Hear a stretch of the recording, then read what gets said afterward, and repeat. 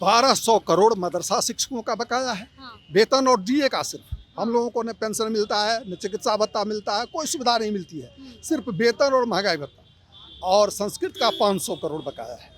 नमस्कार, मैं प्रिया, आप देख रहे हैं द बिहार प्रोजेक्ट। अभी हम हैं आरजेडी के बाहर और आरजेडी कार्यालय पे जनता दरबार लगाया गया है, जहां पर कुछ शिक्षक यहां पर पहुंचे हैं और ये शिक्षक बिहार संस्कृत प्राथमिक सह माध्यमिक शिक्षक संघ के ये शिक्षक हैं। हम इनसे जानेंगे कि आखिर ये क्या फरियाद लेकर के आज जनता दरबार में आए हुए हैं, क्या मामला है। Thank you madam. हम लोगों का यह कहना है कि 1990 से पहले गैर सरकारी मान्यता प्राप्त संस्कृत स्कूल और मदरसा को सरकारी स्कूलों के शिक्षकों की भांति वेतन और महंगाई भत्ता मिलता रहा था। यह सरकार का 12/12/80 का मत संख्या 41 के अंतर्गत कैबिनेट का फैसला था, उसके अनुरूप। लेकिन 90 के बाद इस निर्णय की अनदेखी कर दी गई विभाग द्वारा और वह आज तक हो रही है। उस निर्णय को छुपा दिया गया, जिसके फलस्वरूप हम लोगों को 5वां वेतनमान दिया ही नहीं गया। 6ठा वेतनमान में 12 वर्षों की कटौती कर ली गई, 7वां वेतनमान में 7 वर्षों की कटौती कर ली गई, महंगाई भत्ता पर रोक लगा दिया गया और वेतन वृद्धि, वार्षिक जो वेतन वृद्धि दी जाती थी उसको भी बंद कर दिया गया, यानी हम लोग फिक्स्ड वेतन ले रहे हैं। तो यह इन समस्याओं को लेकर हम लोग हाईकोर्ट गए। हाईकोर्ट में माननीय उच्च न्यायालय द्वारा सरकार के नीतिगत निर्णय के अनुरूप वेतन और महंगाई भत्ता देने का निर्णय हुआ 30/8/11 को। एलपीए में सर हम लोग गए, एलपीए में भी सरकार के को यह आदेश दिया गया। सरकार इस एलपीए के खिलाफ सर्वोच्च न्यायालय गई, वहाँ भी वो उसका आवेदन खारिज हो गया। फिर भी हम लोगों को नहीं मिल रहा है। ये 12 वर्ष से हम लोग न्याय आदेश के अनुपालन का इंतजार कर रहे हैं। यही शिक्षा विभाग की स्थिति है और हम लोग बड़ा दुख व्यक्त करते हैं कि शिक्षा मंत्री भी आज तक इस पर सीरियस नहीं हो पा रहे हैं। हम लोग प्रयास करते हैं उनको समझाने का, लेकिन वक्त नहीं मिल रहा है। यही स्थिति है, इसलिए आज जनता दरबार में आए। माननीय न्याय मंत्री, विधि मंत्री हम लोगों की बात को सुने हैं और उनकी बातचीत से हम लोग संतुष्ट हुए हैं। वो सहयोग करने का वचन दिए, सहयोग करने का वचन दिए हैं। लेकिन इतने सालों से जो आप लोगों का मतलब वेतन नहीं मिला है, तो कितना पैसा आप लोगों का कुल बकाया हो गया है सरकार की तरफ? 1200 करोड़ मदरसा शिक्षकों का बकाया है। हाँ। वेतन और डीए का सिर्फ हम लोगों को न पेंशन मिलता है, न चिकित्सा भत्ता मिलता है, कोई सुविधा नहीं मिलती है। सिर्फ वेतन और महंगाई भत्ता और संस्कृत का 500 करोड़ बकाया है। वेतन और डीए यह कमिटेड एक्सपेंडिचर है, सरकार इससे मुकर नहीं सकती है, क्योंकि यह कैबिनेट का डिसीजन है कि इनको सरकारी स्कूलों के समान वेतन और महंगाई भत्ता मिलेगा, जिस पर न्यायालय का निर्देश। यही स्थिति है और हम लोग फिर मान्यता प्राप्त स्कूल है ये सारे स्कूल। 531 संस्कृत गैर सरकारी विद्यालय है जो मान्यता प्राप्त है और 1128 मदरसा है, जिसमें 8881 शिक्षक कार्यरत हैं और इसमें 3333 शिक्षक कार्यरत हैं। बच्चे आते हैं पढ़ने आप लोग स्कूलों में? बच्चे आते हैं, लेकिन जितनी संख्या में पहले आते थे वो नहीं आ रहे हैं, इसलिए कि हम मदरसा के और संस्कृत विद्यालयों के छात्रों को वह सुविधा जो पहले मिलती थी 90 से पहले, उसको बंद कर दिया गया 90 के बाद। इसलिए छात्रों की संख्या में हरासमेंट, यही कारण है। अब संख्या कम रह गई है।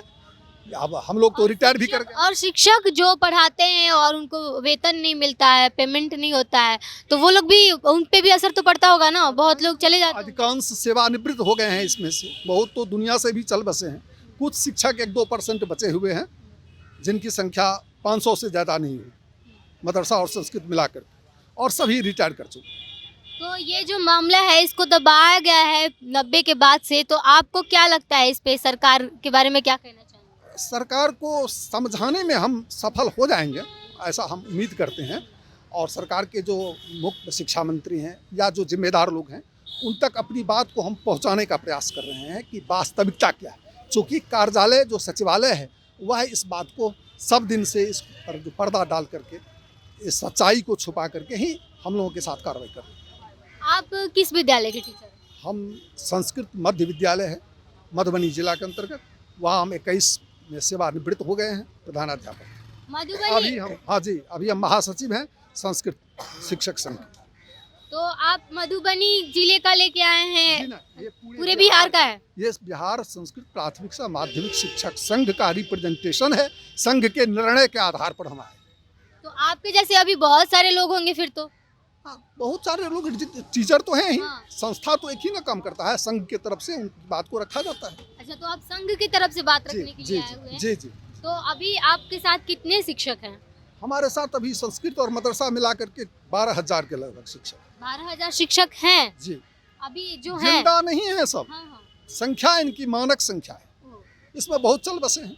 बहुत लोग चल बसे हैं, बहुत लोग अभी हैं पुराने शिक्षक। 80% रिटायर कर चुके हैं, हाँ, पुराने शिक्षक। पुराने शिक्षक। ये। आपका क्या फरियाद यहाँ पे था? बस यही फरियाद है कि जो सरकार की जो ये नाबराबरी है, इस नाबराबरी को दूर हो। इसी नाबराबरी को दूर करने के लिए जो कि घोषित निर्णय है कि जो सारी सुविधाएं स्कूल के शिक्षकों को दी जा रही हैं, वही सारी सुविधाएं मदरसा के शिक्षकों को भी दी जाएंगी, लेकिन सरकार इसको लागू नहीं कर रही है। तो उसी के खिलाफ में CWJC नंबर 8271/1999 में जवाहरलाल झा के ज़रिए दायर किया गया, जिसका जजमेंट 2011 में आया। सरकार ने इसे लागू नहीं किया। फिर जवाहरलाल झा के ज़रिए MJC नंबर 1059/2015 दायर किया गया, जिसका जजमेंट 30 अगस्त 2022 को आया है। कोर्ट के आदेश का अनुपालन हो, कोर्ट ने सख्ती के साथ कहा है कि इसको within 5 weeks, within 3 weeks, within 6 weeks लागू किया जाए। जब सरकार लागू नहीं कर रही थी तो डायरेक्टर को 25,000 रुपये का जुर्माना भी देना पड़ा कि इस निर्णय को लागू करिए।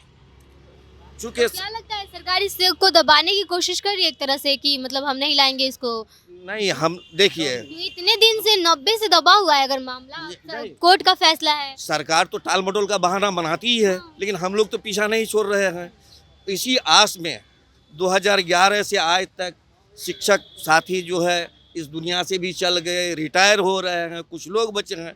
लेकिन जो सरकार की जो पॉलिसी है या कोर्ट का जो निर्णय है, वो बहुत ही सख्त निर्णय है कि आपको स्कूल शिक्षकों के समान सारी सुविधाओं को लागू करना है। तो हम लोग इससे पीछे नहीं हटे हैं। हमें उम्मीद है कि माननीय उच्च न्यायालय के आदेश के अवहेलना नहीं होना चाहिए। हम लोग समझाने की कोशिश कर रहे हैं सरकार को कि यहाँ पे RJD ऑफिस में कब से आए थे? RJD ऑफिस में आज पहली बार हम लोग आए हैं। आज पहली बार आए थे? जी, आज पहली बार आए थे। हम लोगों ने अपना मेमोरेंडम दिया है, अब कोर्ट के निर्णय को भी हम लोगों ने दिया है कि इसको लागू किया जाए, क्योंकि अब सरकार के पास बचने का कोई रास्ता नहीं है। अभी इन मदरसों और इन संस्कृत विद्यालयों में कितने बच्चे पढ़ते हैं अभी फिलहाल? अभी बच्चे तो पढ़ते ही हैं हाँ। अपने मैंने स्टैंडर्ड के हिसाब से। हर स्कूल में है बच्चे एडमिटेड हैं, पढ़ाई हो रही है। पढ़ाई नहीं होने का क्या प्रश्न है, पढ़ाई हो रही है। आप कौन से विद्यालय के शिक्षक? मैं किशनगंज में हूँ, मेरा मदरसा है, मेरा मदरसा नंबर 1239 है ना, अपग्रेडेड है, हाई स्कूल स्टैंडर्ड का है। रोज कितने स्टूडेंट्स आते हैं? रोज़ 200 से 250 बच्चे रोज़ आते हैं। और उनको पढ़ाता कौन है? पढ़ाते हैं जो टीचर हैं। अभी रिटायर होते होते 3 टीचर बचे हैं वो सिर्फ। लोग आपके साथ के ही ना शिक्षक नहीं, होंगे? मैं पुराने टीचरों में से हूँ। नहीं, वो हम पुराने पे स्केल धारी हैं, वो नियोजित टीचर हैं। तो उन लोगों को वेतन मिलता है, आपको नहीं मिलता? नहीं, वेतन तो हमें भी मिलता है, लेकिन जो मिलना चाहिए वो नहीं मिल रहा है। क्या नहीं मिल रहा है? क्या नहीं मिल रहा है? स्कूल शिक्षकों के समान सारी सुविधाएं, मिसाल के क्या तौर नहीं मिल रही है? वेतनमान नहीं मिल रहा है ना, तोड़ मरोड़ करके दिया गया हमें। अनुदान राशि दी जाती है आपको? नहीं, वेतन ही दिया था। मिसाल के तौर पर हम लोगों को जो है 5वां पे का लाभ जो है 1/4/1999 से दिया, जबकि स्कूल के शिक्षकों को 1/3/1989 से दिया गया है। वो 13 बरस बाद दिया, वो भी तोड़ मरोड़ करके शिक्षकों के समान नहीं। हम लोगों को छठा वेतन दिया गया 1/4/2013। शिक्षक की उपाधि दिया गया आप लोगों को? शिक्षक की उपाधि तो दिया गया ना? शिक्षक की उपाधि दी फिर गई। शिक्षकों के जैसे बर्ताव क्यों नहीं किया जाता? नहीं किया जा रहा है, भेदभाव है। हमें छठा पे जो है 1/4/2013 से दिया गया, स्कूल शिक्षकों को 1/4/2007 से दिया गया। तो उधर 13 बरस का भेदभाव, इधर 7 बरस का भेदभाव। और तकलीफ बात तो ये है कि 1/4/2013 से जहां सरकार हम लोगों को जो है वेतन वृद्धि भी दे रही थी, 1/4/2013 से उन्होंने वेतन वृद्धि पर भी रोक लगा दिया गया, जिससे वेतन फिक्स हो गया। बार बार कोर्ट का फैसला आता है कि आप लोगों को दिया जाए, लेकिन फिर भी मौजूदा सरकार अब तक हलचल में नहीं रहती है इस चीज को लेकर। नहीं, अभी जो है अभी जस्टिस संजय करोल का ये जजमेंट है, रेसेंट जजमेंट है कि एकदम विदिन 3 वीक पेमेंट करके आइए, नहीं आएंगे तो आपके सैलरी पर पाबंदी लगेगी। 25,000 का जुर्माना भी किया गया, सैलरी पर ही पाबंदी लगी है। अब विभाग ने 7 हफ्ते का समय ले लिया है। आगे केस की सुनवाई अब 15 मार्च को है, लेकिन अब तक हम ये नहीं देख रहे हैं कि तुरंत इन लोगों के समस्या का जो है समाधान हो जाए। सरकार टालमटोल कर रही है, बजट अब तक नहीं दे रहा है। यहाँ पे आए हैं तो क्या लगता है यहाँ पे आरजेडी हम लोग इस उम्मीद के साथ आए हैं कि कोalition गवर्नमेंट है, ये भी सहयोगी में हैं, समस्या का समाधान होना चाहिए, हम लोग ये उम्मीद करते हैं। आप लोग यहाँ पे क्या कहा है? आप गए थे ना जी गए थे, तो क्या बोले? हमारे महासचिव भी साथ में थे, उनसे बातें हुई, लंबी बात हुई। उन्हें कहा कि हम लोग देखेंगे, इस पर विचार करेंगे। तो लगता है आश्वासन है, आप लोगों को विश्वास है कि आश्वासन जो दिया है उसको पूरा करेंगे? जी हमें तो विश्वास है कि बिल्कुल पूरा होना ही चाहिए, क्योंकि सरकार के पास भी तो बचने का कोई रास्ता नहीं ना है। सुप्रीम कोर्ट केस हार चुकी है, चीफ जस्टिस का ये अंतिम निर्णय है उनको कि, तो ये जो है हमें उम्मीद है कि तुरंत लागू होना चाहिए।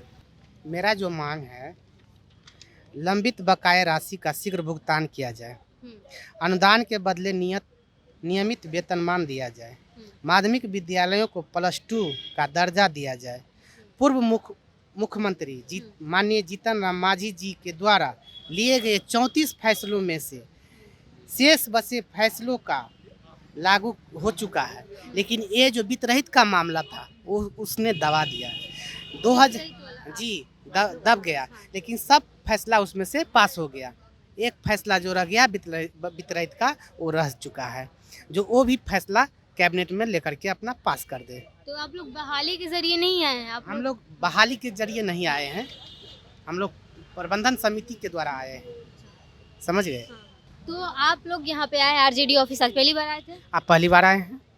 आप लोगों को वेतन नहीं दिया जाता है इतने दिनों से, तो आप लोग पढ़ाने जाते हैं फिर भी? जी पढ़ाने जाते हैं, बच्चों को शिक्षा दिलाते हैं, और सभी शिक्षक को प्रत्येक दिन बुलाते भी हैं और पढ़ाए बच्चे को दिलाते भी हैं। अनुदान राशि मिलती है? अनुदान राशि भी मिलती है, लेकिन प्रत्येक साल मिलना चाहिए। 2008 में नीतीश कुमार जी ने बोले थे जो 2008 से जो अनुदान हम देंगे, उसके बाद अनुदान नहीं दे रहा है।